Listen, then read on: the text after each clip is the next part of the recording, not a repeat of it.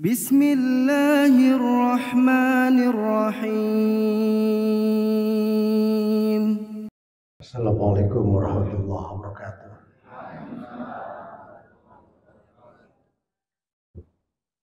Hamdan wa syukurillah wassalatu wassalamu ala rasulillah. Bapak-bapak, para hamba-hamba Allah, ibu-ibu, para penduduk surga, tasbih tadzkir kita panjatkan hanya kepada Allah, Zat yang telah menurunkan Al-Quran. Di dalamnya diajarkan bagaimana timbul tenggelamnya sebuah masyarakat, jatuh bangunnya sebuah bangsa, timbul tenggelamnya sebuah kehidupan. Allah paparkan ayat demi ayat di dalam Al-Quran itu semua, supaya kita dapat mengambil pelajaran bagi orang-orang yang hidup sesudah ayat. Salam sejahtera abadi kita sajikan pada Rasul, yang barang siapa orang mengikuti ajaran yang dibawanya, dia pasti selamat di dunia dan pasti selamat di akhirat. Mari kita mulai, waktu kita tidak lama. Tadi sudah salat tarawih witir.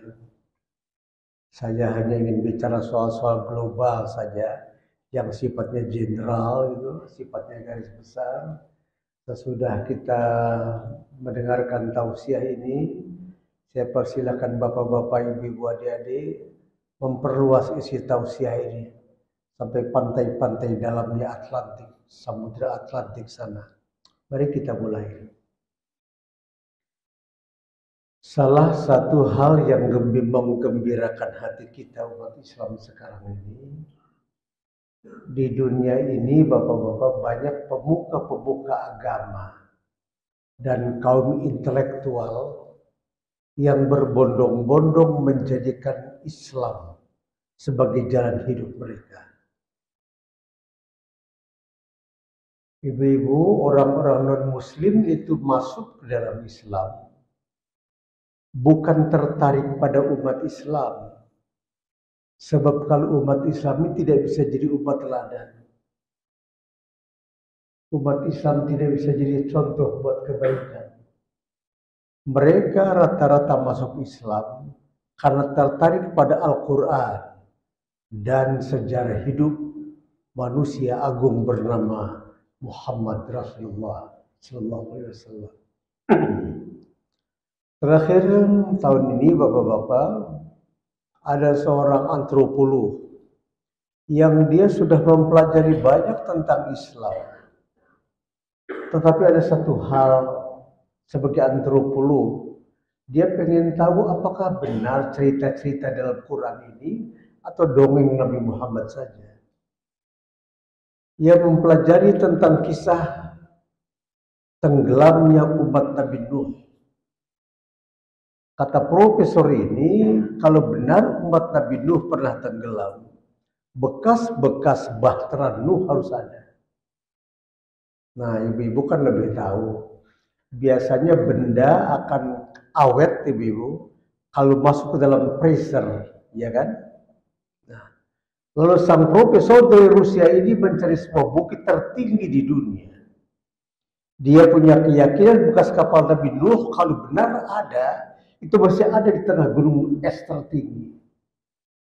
Dia pasang heli, dia naik ke sebuah bukit tertinggi namanya Bukit Arara di Turki. Dia bor bukit itu, terdapat bongkahan kayu yang sezaman dengan kisah tenggelamnya kapal Nuh.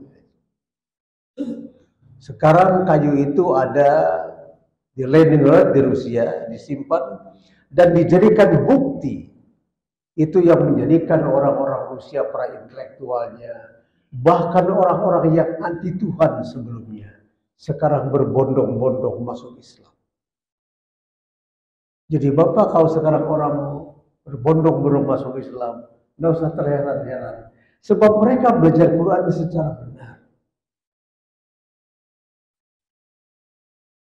Lalu ada orang yang pernah berpikir tentang apakah benar Tuhan itu satu. Dia membaca kitab Taurat, kitab Jabur, kitab Bible, 4 Bible dihafal. Apa betul? Dia tidak pernah mendapat sebuah keyakinan. Bagaimana meyakini bahwa Allah itu satu, esa adanya. Dibukanya Al-Quranul Karim, bertemu sebuah surah, namanya surah Al-Ikhlas. Ayatnya apa semua? Wallahu ahad, Allahu samad, lam yalid wa lam yulad, dan seterusnya. Apa semuanya? Sejak itu dia kemudian mengikrarkan diri masuk Islam. Jadi kalau kisah dulu orang berbondong-bondong masuk Islam tertarik pada Nabi Muhammad karena hidup sezaman dengan Rasul. Ini yang dalam hadis dikatakan, aku rindu pada saudara-saudaraku, ikhwani. Para sahabat bertanya, ya Rasulullah, apakah yang dimaksud saudaramu itu kami? Kata Nabi, bukan itu maksudku. Kalian adalah ashabi. Kalian adalah sahabat-sahabatku.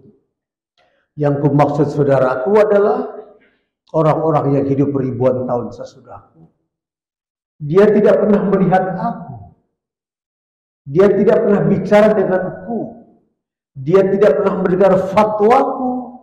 Dia tidak pernah melihat senyumku. Tapi iman mereka sama dengan kalian semua.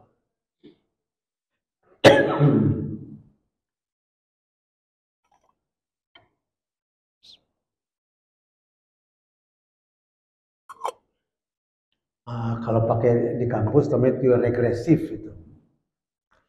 Jadi teori Ustadz yang orang dulu lebih baik dari orang sekarang tidak selalu benar. Jadi orang yang imannya bagus tanpa bertemu dengan Rasulullah, dia punya iman yang kokoh. Di hadapan Rasul dia jauh lebih bernilai dibandingkan orang-orang yang hidup sezaman dengan Rasulullah SAW. Nah, kaitan dengan Ramadan bagaimana kalau itu? Ramadan ini bapak-bapak fakultas madrasah yang paling gampang barangkali. Madrasah cara Allah memperbaiki kehidupan kita. Itu sebabnya puasa yang benar harus membersihkan 4 hal. Begitu kata Quran. Kalau bahasa pesantrennya tazkiyah. Usaha kuat membersihkan diri sepanjang Ramadan. Tazkiyah pertama tazkiyah ruh. Begitu kata Quran. Membersihkan ruh. Jiwa. Kendali hidup ini bapak-bapak, ibu-ibu, adik-adik ada pada jiwa. Kalau jiwa kita baik, hidupnya pasti baik. Tapi kalau ruh kita rusak, hidup kita pasti rusak. Ruh itu yang menentukan. Dan yang disebut manusia itu ruh, bukan begini. Kalau kita ini begini Bapak Ibu, kita ini sangkar saja. Makanya waktu Imam Ghazali mau meninggal, kata Imam Ghazali begini, Ananda ke anaknya, tolong buka sajadah ya. Dibuka sajadah Imam Ghazali. Imam Ghazali kemudian berkata gini pada anaknya, sebentar lagi Bapak mau pergi menghadap Allah. Kalian kalau mau nangis boleh nangis, tapi jangan lama-lama. Sebab kalau kalian nangis lama-lama, yang kalian tangisi sangkar aja. Ayah sudah tidak ada waktu itu. Jadi bapak-bapak, kalau di pahlawan revolusi sini, di Pondok Bambu, ada orang meninggal, tetangga kita takziah. Yang kita takziah itu sangkarnya, ruhnya sudah pergi. Nah, lalu Imam Ghazali meletakkan tangan di atas jantung, meninggal. Biasa para sufi biasanya kalau mau meninggal seminggu sebelumnya sudah punya perasaannya bahwa saya tidak lama lagi habis. Jiwa di dalam Al-Quran dibagi ada 3. Pertama amarah. Itu ada dalam Quran surat Yusuf ayat 53. Wa ma ubarri'un nafsa inna nafsa lamartum bisu illa ma rahimar rabbi inna rabbi ghafur rahim. Jadi dalam tubuh kita ini, bapak-bapak, ibu-ibu, ada nafsu yang namanya amarah. Amarah itu senantiasa mengajak manusia berbuat sesat. Dia puasa juga, ribah jalan terus. Ibu berapa banyak orang puasa ngomongin orang gitu. Kata yang satu, jangan ngomongin orang lagi puasa. Kalau mau ngomongin nanti habis maghrib. Berapa banyak itu? Mestinya kalau siang puasa, malam itu jadi bidadari. Bapak-bapak berapa banyak pimpinan kantor siang puasa, tapi lidahnya tetap berapi, kasar. Dia maki-maki anak buahnya. Anak buahnya ngebalas, dimaki lagi tuh pimpinannya. Kata yang satu anak buah, bapak dimaki-maki nggak ngebalas. Kata pimpinan kantornya, nanti ngebalas habis maghrib. Itu kan nggak betul. Kalau siang puasa, malam itu mesti jadi malaikat. Bapak, ibu, adik-adik, kalau kita puasa sesudah malam kesekian ini, menghatam Quran 1 juz saja belum, ruh kita sakit. Itu masuk dalam surat Yusuf ayat 53. Jadi mestinya orang yang puasa itu bagaimana? Orang yang pandangannya sudah tidak ke bumi. Orang yang puasa benar-benar itu pandangannya sudah ke langit. Artinya memperbaiki diri. Dunia ini dijadikan alat semata-mata dalam mereka mencapai kebahagiaan di akhirat. Nafsu kedua namanya lawwamah. Ada dalam Quran surat Al-Qiyamah ayat 1 dan 2, la uqsimu biyaumil qiyamah wa la uqsimu bin nafsil lawwamah. Kiamat saya kira semua tahu ya. Selama ini kita ngaji di Jakarta, kiamat itu hari kehancuran. Oh, bukan. Kiamat itu hari kebangkitan. Al-Qiyam.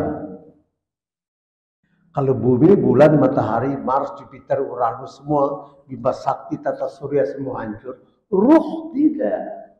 Itu yang faman ya'mal mithqala dzarratin khairan yara wa man ya'mal mithqala dzarratin syarran yara. Zarrah kalau nggak jadi umul qura di Mekah Madinah, kepala sebut hitam yang kecil. Di sana binatang terkecil itu.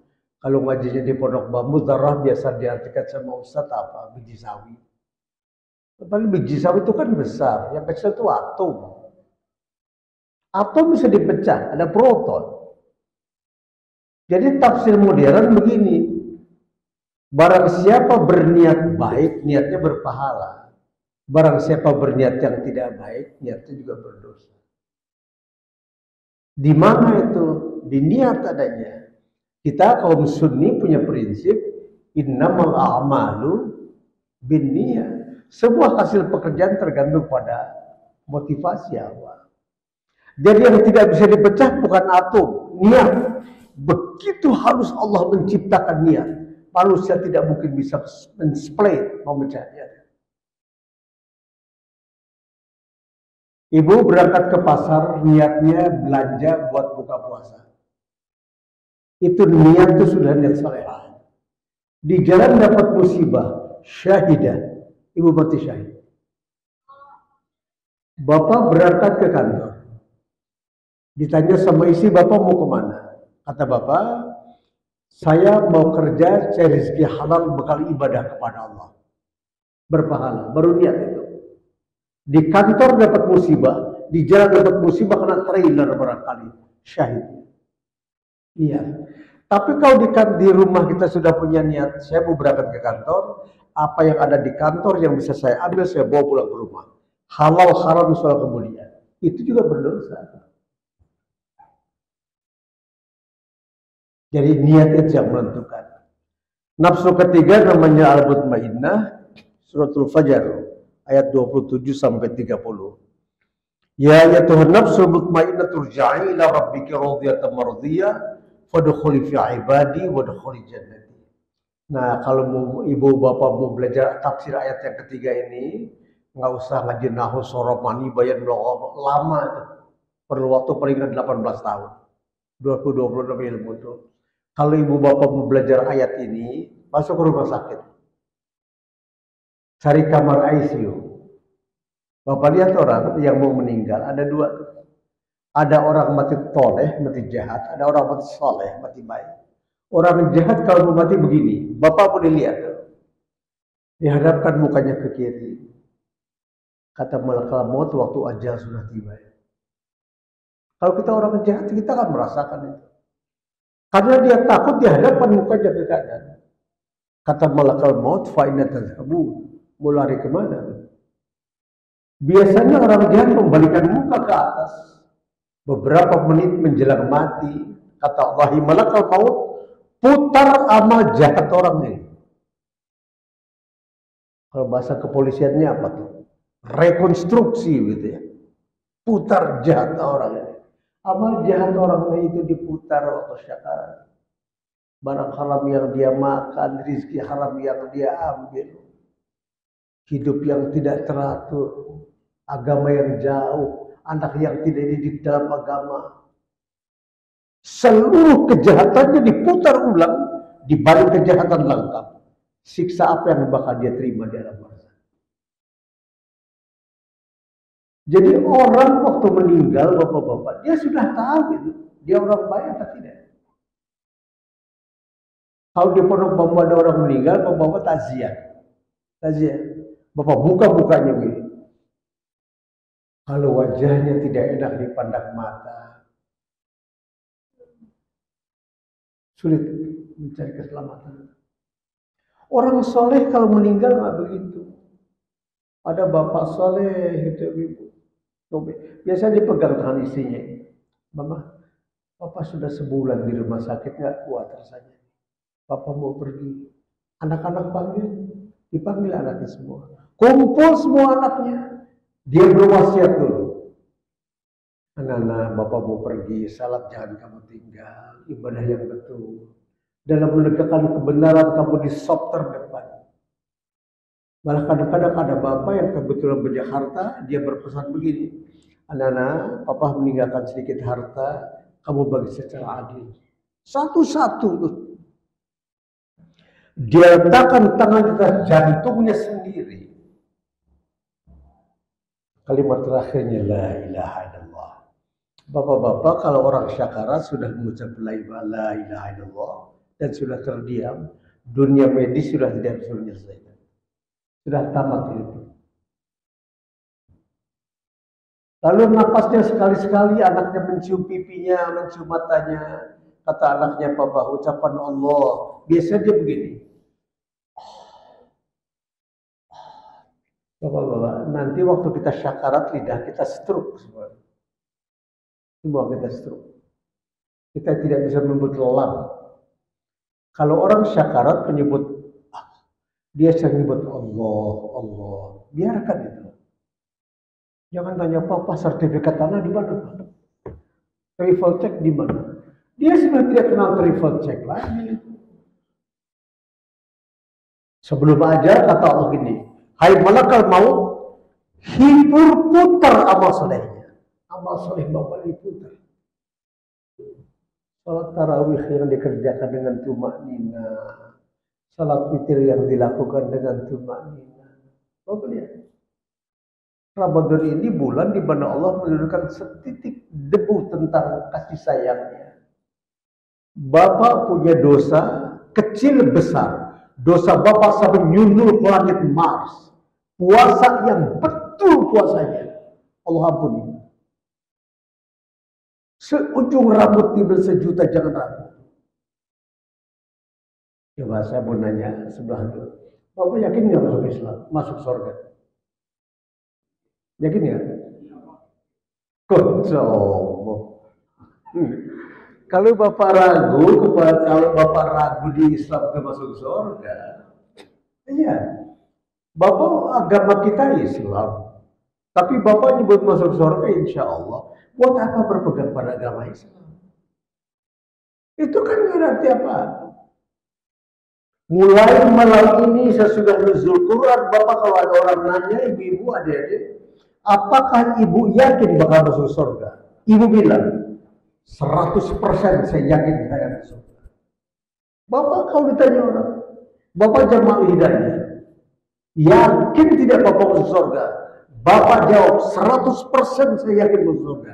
Semua orang yang mengucap asyhadu an la ilaha illallah wa asyhadu anna Muhammadur Rasulullah dengan penuh keyakinan dia pasti ke surga.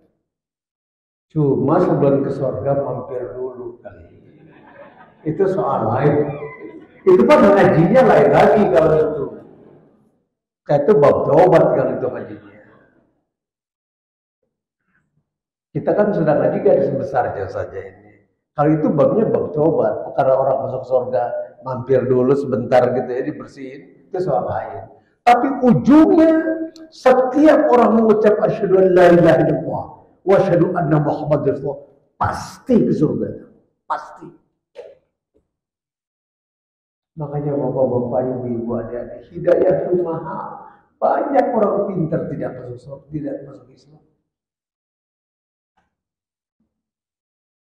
Saya kadang-kadang suka kasihan sama pejabat tinggi yang nggak beragama.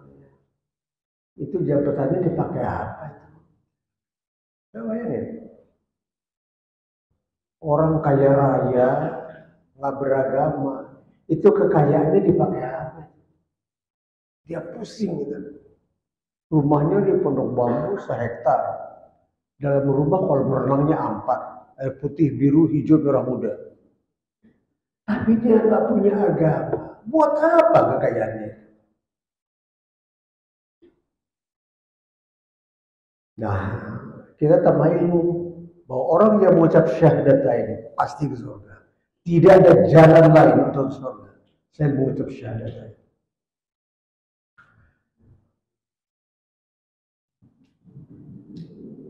Tazkiyah kedua puasa ini. Tazkiyatul mal. Begitu kata Quran. Membersihkan harta. Nah, bapak-bapak, yuk pelan-pelan kita ngajinya. Kalau bapak suka makan makanan enak, bagus.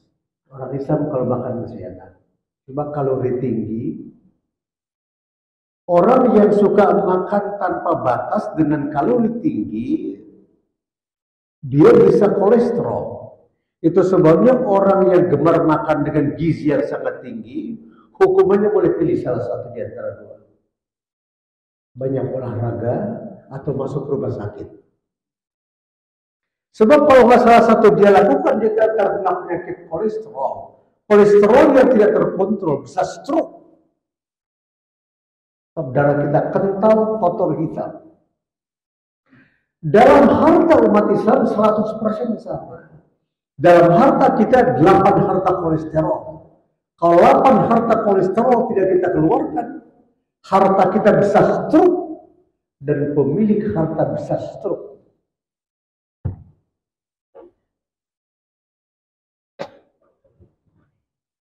Kita kan punya rumah sakit namanya PON, Pusat Otak Nasional.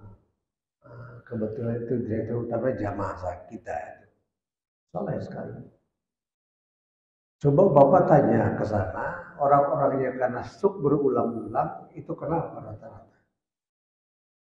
Bapak tanya, Kak, saya dokter, tapi tidak bukan di bidang kesehatan. Bapak tanya ke dokter bidang medikal, bidang kesehatan. Tanya, kenapa orang karena stroke berulang-ulang? Nanti dia ngomong kalau sedekah. Jawabannya bukan tidak sedekah, bukan. Biasanya begini jawabannya. Orang yang banyak sedekah tidak akan kena stroke. Nah, ibu-ibu, kita punya rumah sakit jantung. Namanya Rumah Sakit Jantung Harapan kita. Dokter-dokter ahli darah tinggi dan kardiovaskuler di sana kumpul. Kalau ada dokter-dokter jantung terbaik dimanapun, biasa ditarik ke Rumah Sakit Harapan kita. Bapak, kalau ada orang sakit jantung, 4 kali operasi dibedah dan tidak sembuh, Bapak tanya ke dokter, Pak Profesor, ini kenapa sih Bapak nggak sembuh-sembuh? Jawabannya pasti, orang banyak sedekah, banyak zakat, nggak akan terkena penyakit koroner. Halus sekali jawabannya. Nah, Bapak, di tubuh kita ini, kolesterol kita, harta kita, bisa kita bersihkan. Caranya zakat. Zakat membersihkan, meningkatkan. Itu sebabnya tidak ada orang zakat miskin. Bapak cari di Pondok Bambu Asri, mana ada orang gemar zakat miskin? Mana? Wah. Orang-orang yang rata-rata jatuh bangun tersungkur itu kan rata-rata orang yang bakhil. Dia kata dia sih dia berpegang pada hadis Nabi. Nabi kan bilang, ibu-ibu ya, sedekah yang terkecil itu adalah senyum. Makanya Bu, di masjid kalau ada sholat Jumat, ibu perempuan sih, ada sholat Jumat, kotak amal liwat tuh. Bapak-bapak nggak ngisi duit, senyum aja gitu. Dan liwat lagi, senyum lagi. Dia berpegang pada hadis bahwa senyum itu sedekah. Itu beragam model apa itu? Bersedekahlah. Kebahagiaan yang paling indah kalau kita mengeluarkan sedekah. Tadi saya dengar DKM masjid kita bicara terima kasih kepada bapak-bapak, ibu-ibu, para dermawan yang sudah memberikan sumbangsih baik material maupun doa untuk kelangsungan acara-acara kita sepanjang bulan Ramadan. Itu luar biasa. Mungkin ibu pikirnya karena bukan kiai yang bicara, dia nggak biasa. Itu ucapan luar biasa. Ramadan. Ibu-ibu kalau bukan bulan Ramadan, salat sunnah malas. Di bulan Ramadan itu kalau habis Isya, ibu-ibu sudah pasang sajadah masing-masing. Kalau kita tanya, ibu buat apa itu sajadah? Kami bikin sop buat salat tarawih. Padahal di luar Ramadan tahajud malas. Bapak-bapak sepanjang bulan Ramadan, kalau sholat wajib tidak tepat waktu, Bapak merasa berdosa. Padahal di luar bulan Ramadan, salat zuhur kadang-kadang jam 2. Ramadan yang aneh betul, aneh betul.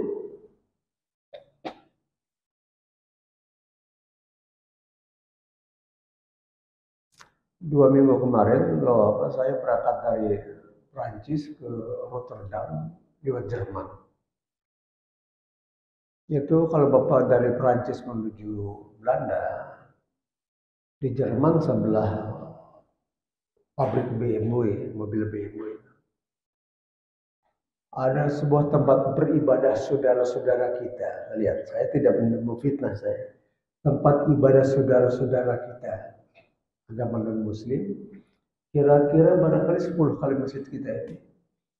Tempat ibadah itu dibeli oleh pengusaha dari Turki dan insya Allah tahun besok sudah jadi masjid. Luar biasa. Nah, bulan sebelumnya saya ada di London. Kemudian bertemu dengan salah seorang pimpinan masjid, anak muda. Kalau orang tua malah saya nggak tertarik. Anak muda. Saya bilang gini, "You sedang apa di sini?" Dia bilang, "Saya sedang menonton Pak Anwar, sedang menonton saya. Begini orang sedang berbondong-bondong orang mengucap syahadat." Nah, saya tanya kepada dia, "You kan sudah beberapa hari di sini. You lihat apa yang mendorong mereka tertarik pada Islam? Ya karena kebersihan jiwa itu. Kebersihan jiwa orang-orang Islam."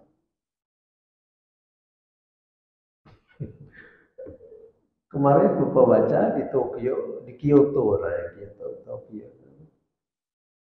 Kita ada pemancangan tiang masjid, pembangunan masjid. Sebahagian orang yang sudah masuk Islam, sebahagian orang yang belum masuk Islam, semua menangis. Begitu hebat. Begini ya Bapak, kalau kita dakwah mengajak orang masuk Islam, paling gampang masuk Islam itu di Jepang. Sebab disiplin orang Jepang, baiknya orang Jepang, perhatian masyarakatnya, semua kebaikannya itu di Quran ada. Jadi kalau kita ngomong ini kitab kalian sebenarnya, dia buka gini, oh ini yang benar ini kita. Jadi paling mudah mengajak orang Jepang masuk Islam. Malah orang kita di Pondok Bambu kalau diajak susah. Itu paling mudah. Ya saya berislam yang benar lah gitu ya. Jangan pembekali mulu. Ini umat Islam ini kan pada berkelahi habis-habis, kata yang satu ahli tukang bid'ah, yang satu bukan ahli sunnah, Padahal dua-duanya nggak ngerti itu. Apa Sunni dia nggak ngerti. Membid'ahkan kadang-kadang dia juga melakukan perbuatan yang tidak. Mestinya soal-soal yang begitu. Ngomongnya, kalau mau ngomong benar begini loh. Salah satu ciri orang alim tidak pernah menyalahkan pendapat orang. Kalau orang sudah gemar menyalahkan sana, menyalahkan sini, saya kira Jurumi aja nggak tamat ngajinya tuh. Orang yang benar ngaji nggak ada yang begitu. Yang kedua dia tazkiyatul ma'an. Tazkiyah ketiga tazkiyatul fikri, membersihkan pikiran. Itu yang puasa itu kata Quran. Pikiran itu, wajah manusia itu gubahan dari pikirannya. Kalau manusia pikirannya baik, wajahnya pasti baik. Kalau manusia pikirannya buruk, wajahnya pasti tidak baik. Dan kalau manusia pikirnya sudah buruk, itu penyakit pertama dia kibir, dia sombong. Orang sombong itu seperti berdiri di atas bukit ibu-ibu. Dia melihat orang kecil, orang melihat dia juga kecil. Saya perdalam sedikit ngajinya ya. Bapak kalau berangkat umroh, ibu berangkat umroh dari Pondok Bambu, jangan suka langsung ke Mekah. Nanti kurang ilmu. Masuk ke Jordan. Lihat Ashabul Kahfi, Bukit Nebu, nanti turun ke Dead Sea, laut mati, nyebrang ke Aqsa. Di Aqsa sekitar 2 malam lah, kalau semalam ibu nggak puas di Aqsa. Itu kota Nabi-Nabi. Dan di situ ibu jangan ke Mekah, Mekah terakhir aja. Masuk ke Mesir, ke Egypt. Nanti ada Egyptian Museum, Mesir. Lantai 2, Bapak belok kanan, kita bayar $5 dalam. Ada orang baik, tapi bila anak tahu, penyakitnya sombong. Dalam antropologi kesehatan praksis. Kalau Jabur di Quran, di Injil namanya Firaun, sama aja dia. Kalau mau jadi kampus Ramses, kalau mau jadi musola di masjid Firaun. Firaun itu pemimpin baik, Bapak. Firaun tidak makan kalau rakyat tidak makan, Firaun tidak tidur sebelum rakyat tidur. Kemana pemimpin seperti Firaun kita cari? Dunia batin melahirkan pemimpin seperti Firaun. Pertanyaannya kenapa Firaun ditenggelamkan ke laut merah? Bapak bongkar literatur sejarah, Firaun itu pemimpin sombong. Orang kalau sudah merasa sombong, dia sudah merasa diri paling benar. Orang lain sudah salah semua. Dan kalau hidup sudah merasa diri paling benar, ya sudah paling salah. Saya rubah bahasanya. Orang yang merasa diri paling benar, sebenarnya dia sedang mempersonifikasikan dirinya dengan Allah. Jadi orang yang merasa diri paling benar, apa? Sebetulnya musyrik dia. Dia mengaku sama dengan Allah yang tidak bersalah. Makanya dalam Islam perbedaan pendapat itu dihargai, ijtihad dihormati. Bapak kalau belajar sejarah pengantar mazhab, itu mazhab terbesar itu ada 4. Ya semuanya ada 23. Kita sebut yang 4 lah. Imam Maliki, bapak-bapak hidup di pusat peradaban Islam di Baghdad. Makanya fatwa-fatwa Imam Maliki sangat metropolis. Tapi Imam Maliki kalau ditanya sama muridnya begini, Imam, murid yang paling dahsyat ilmunya siapa? Yang hebat ilmunya. Kata Imam Maliki, orang yang paling alim bukan aku. Orang yang paling alim itu Muhammad Idris yang mengarang al-Qur'an. Muhammad Idris itu Imam Syafi'i. Tapi kalau orang nanya sama Imam Syafi'i, wahai Imam, yang paling alim orang di dunia siapa? Kata Imam Syafi'i, kalau Islam ada di Mars, di Jupiter, yang bisa mengambil Islam cuma satu, Imam Maliki. Jadi saling menghormati satu sama lain, saling memuliakan. Nggak kayak kita sekarang para mubalik saling mengkafirkan. Sekarang kata yang satu ini salah, yang satu ini salah.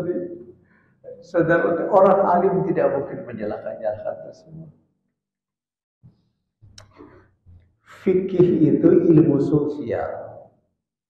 Ilmu sosial itu tergantung pada siapa yang memberi fatwa, latar belakang pendidikannya, latar belakang persahabatnya, latar belakang kehidupannya, latar belakang yang dimakan, latar belakangnya banyak.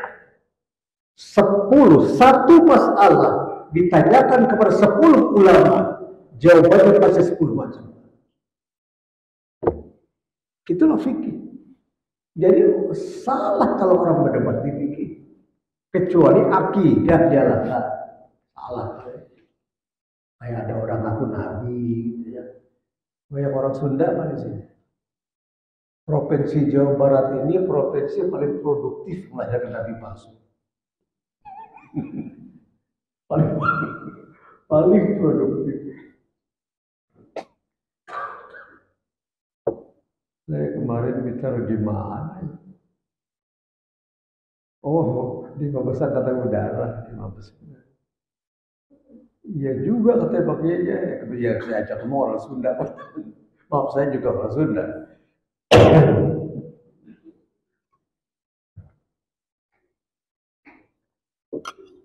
Sebentar lagi ibu, sebentar lagi.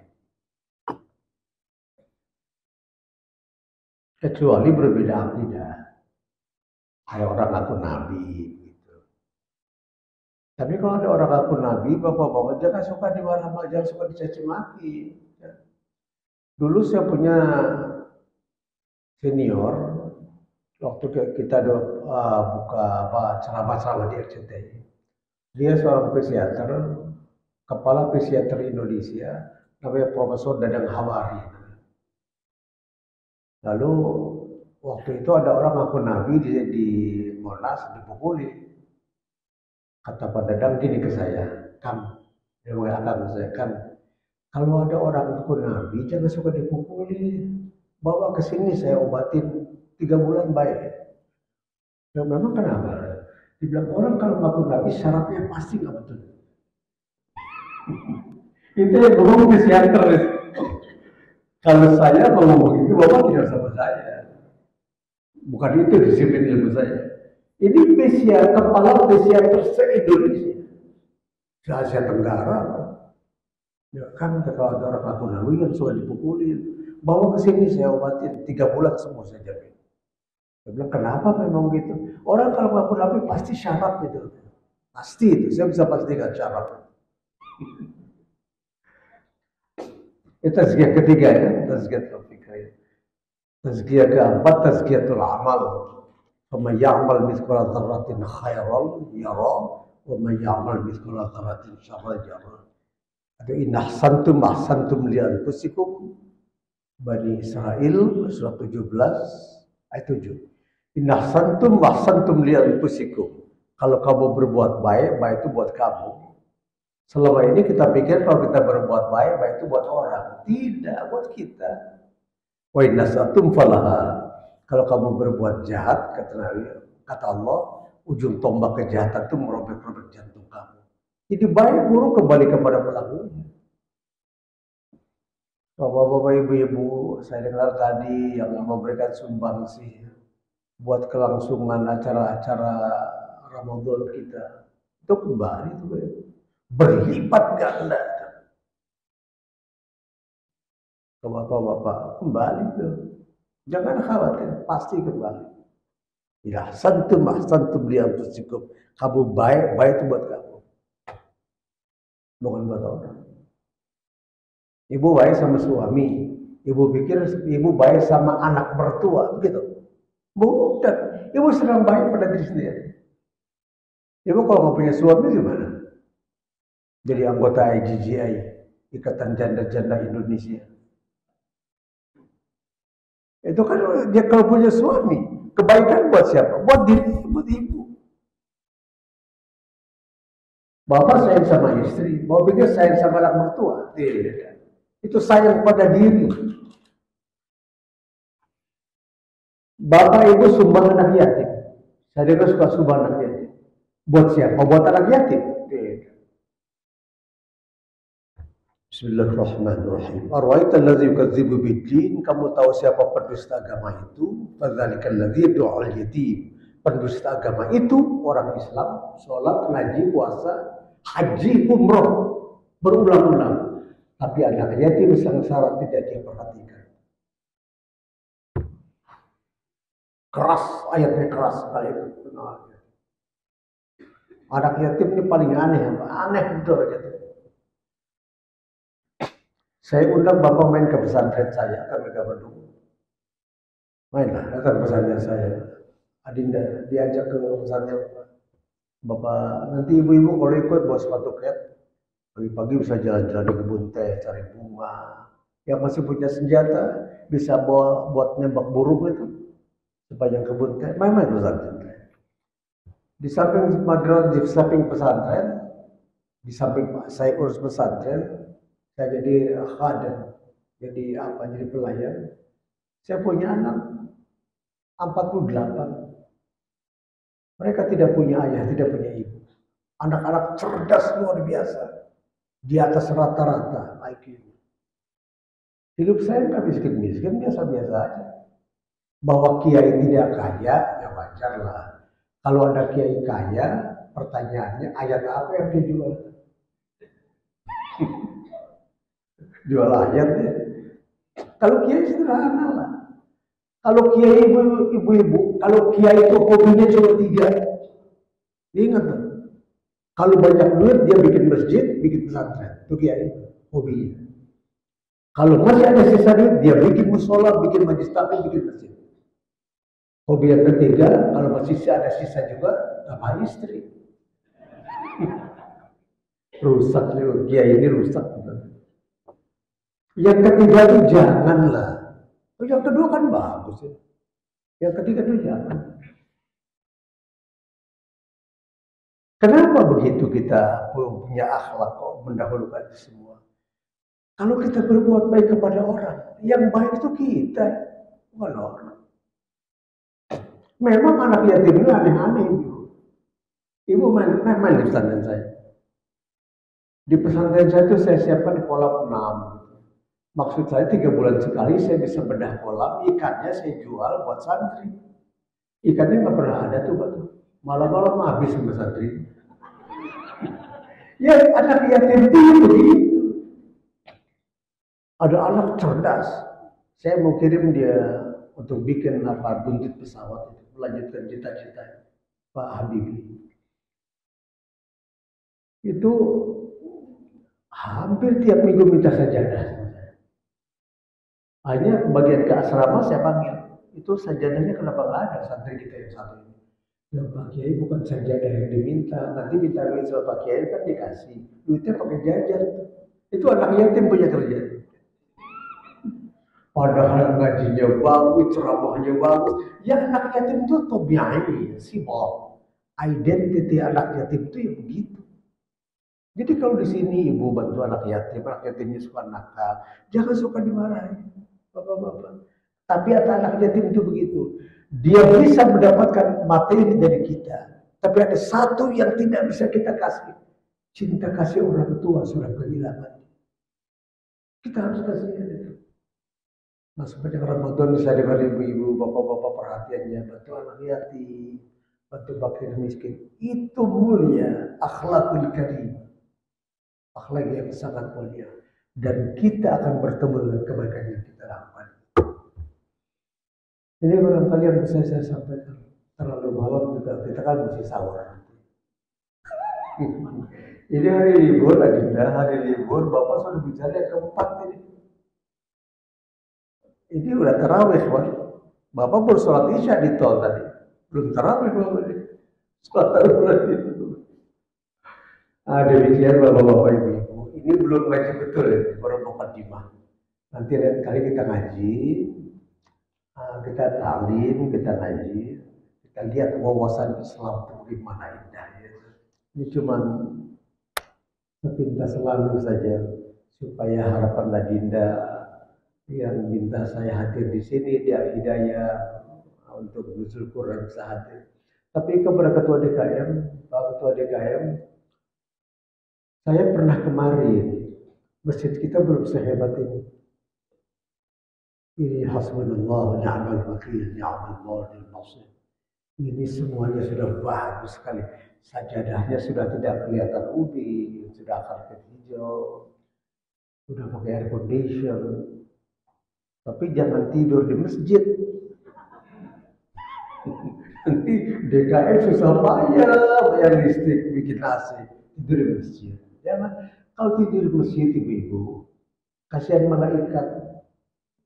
Ya, kata Nabi, umatku yang pergi ke masjid ngaji, sekalipun bersandar tidur, tetap harus dicatat sebagai pahala besar. Ibu tidur, bapak tidur, tetap dapat pahala. Coba kalau orang kemarin di Pondok Indah, saya habis ceramah ngaji, bukan ceramah, ngaji betul, betul-betul kita pakai kitab ngaji. Orang tuh khusyuk mendengarkannya, ngantuk sampai nyender meninggal. Ibu-ibu yang nyender-nyender di belakang hati-hati. Hati-hati. Makanya kalau ngaji harus nyender. Itu nyender dari tadi sila. Hati-hati kayak tadi malam. Nanti kali kita ngaji yang betul. Ini bapak belum ngaji. Orang ambil ayat sana, ambil ayat sini. Bapak sampaikan nih, puasa itu kata Allah begini caranya. Supaya mencapai takwa itu. Hadisnya sering dibacakan sama ketua DKM barangkali Bang Soma wa mangqoma, umatku yang sehari puasa dan melaksanakan qiyamul lail landasannya iman wa ihtisaban, iman dan ikhlas karena Allah, ghufira, telah diampuni dosanya. Padahal puasanya kan baru berapa hari, masih banyak yang belum kita kerjakan. Kok ghufira, telah diampuni? Jadi mengartikan hadis itu Pak Ketua DK mesti begini, umatku yang siang hari puasa, malam hari melakukan salat malam, landasan iman, ikhlas, ghufra, pasti ku ampuni segala dosa yang pernah dilakukan di masa lalu. Ibu jangan worry, jangan cemas, jangan takut. Yang sudah-sudah dosa jangan jadi beban. Selesai puasa habis semua dosa. Jangan bikin dosa baru. Itu harus dilihat kita semua. Ini Adinda, bapak pulang jauh. Kalau bapak kan ke Megamendung. Sekarang rumah bapak yang di Jatibening sudah jadi anak yang isi itu. Tapi di pesantren. Saya undang bapak-bapak ibu-ibu mainlah ke pesantren sana. Kalau ibu mau ke puncak macet di Megamendung, nanti ada rumah makan pagi sore besar sekali. Seberangnya itu pesantren bapak. Naik ke atas gunung 1,5 kilometer. Ke bukit gunung, udara sejuk, dingin, airnya indah, udara sejuk luar biasa. Ibu main sana. Nanti saya kasih makan ikan asin misalnya. Gimana sampai di sini ya? Lain kali kita lanjutkan. Kemudian Allah menerima amal soleh kita. Al-Fatihah.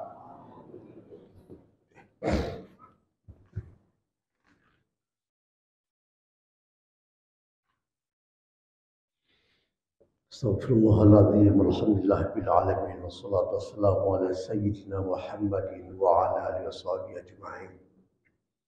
Allahumma salli ala sayyidina Muhammad wa ali Muhammad. Allahumma salli ala malaikatikal muqarrabin wa anbiya'ika wal mursalin wa ahli ta'atika ajma'in. Wa ahli ta'atika ajma'in. Wa ahli ta'atika ajma'in. Allahumma ja'alna minhum ya arhamar rahimin.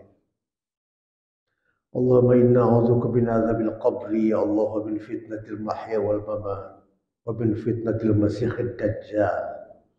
اللهم يا ربنا آتنا في الدنيا حسنة وفي الآخرة حسنة وقنا عذاب النار والحمد لله رب العالمين. السلام عليكم ورحمة الله وبركاته. فبأي آلاء ربكما تكذبان